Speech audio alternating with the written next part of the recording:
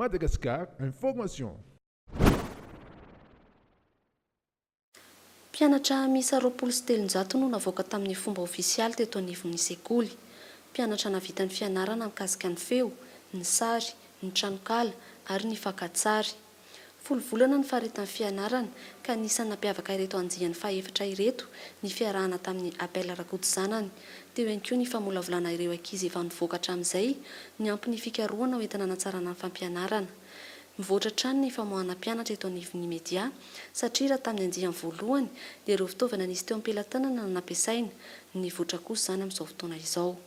Ny rahantsika ohatra hoe ao anatin'ny televiziona anankiray dia misy karazana asa be dia be ao anatiny fa tsy voatery hoe mpakasary rery ihany na mpanao montage rery ihany na ny diffuseur rery ihany fa manomboka any amin'ny chargé de production zao dia efa misy, manomboka any amin'ny fitantanana dia efa mipetraka, manomboka any amin'ny rédaction journalisme dia efa misy, tsy manomboka moa izany fa mitohy any amin'ny rédaction na journalisme, mitohy any amin'ireo efa nilazaiko teo hoe ny mpakasary sy ny mpandrindra sary, ny mpanoratra an'ireny zavatra, ny mpikirakira ny sary, ny mpikirikira ny feo, ao ihany koa ireo azotsika lazaina hoe ireo agent rehetrarehetra ao anatina hainao manjery télévision ny resahako, mbola tsy miresaka ankoatran'izay.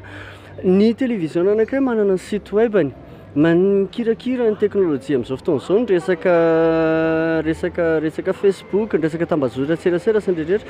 Ikan'izay maro be ny toerana afaka mbola hidiran'ireo ankizy ireo.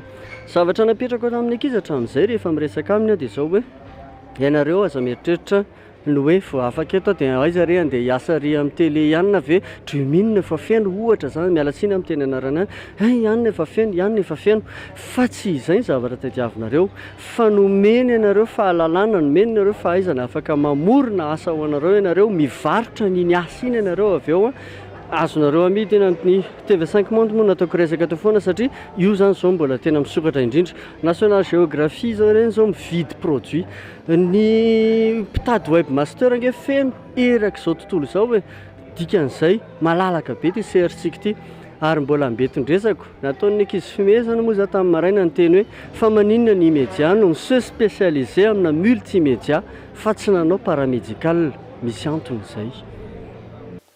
Maro ny sehatra afaka hidirana fa tsy voatery hitady asa ny mpianatra mivoaka eto anivon'ny sekoly. Afaka ampiasaina avy hatrany ny traikefa-fananana ahafahana mamorona asa ho an'ny tena. Noho izany tsy voatery ho mpakasary na mpandrafitra sary fotsiny ihany ny mpianatra fa afaka mamorona zavatra hafa ihany koa. Nampanantena ny tale jeneralin'ny media fa tsy maintsy ho ampanarahana teknôlôjia misy any ivelany ny fitaovana ampiasaina. Izany hoe ireo hika farany misy any ivelany dia tsy maintsy ho tonga eto amintsika. Misy tokoa ny zava-baovao fa ny any an-kibon'ny omby tsy ho azontsika ho resahana andreo tsy tanteraka, fa kosa ny azo lazaina dia maro ny fangatahan'ny mpianatra ny amin'ny resaka fitaovana, anampiana ny fitaovana, tsy midika hoe tsy misy ny fitaovana fa ny anampiana ny fitaovana, anarahana ny teknôlôjia amin'izao fotoana izao. Dia nanao ny fivoriana zany izahay mpitantana ny media dia tapa-kevitra fa ampiditra n'ireo hika farany izay misy amin'izao fotoana izao any ivelany any ao amin'ny media afantarantsika. Misy ohatra fotsiny anankiray zao hoe misy an'izany ataontsika capture motion zany izay vitsy no manana izany raha mbola eto Madagasikara, ataontsika hoe ray sy roa mety manana satria ny vahiny any ivelany no mampiasa an'ireny, manao an'ireny pourquoi je n'ai pas mangé mon père izy, manao an'ireny Zootopia izy, manao an'ireny Avatar ireny izy, dia isika eto Madagasikara koa zany mendriky ny havita an'izay.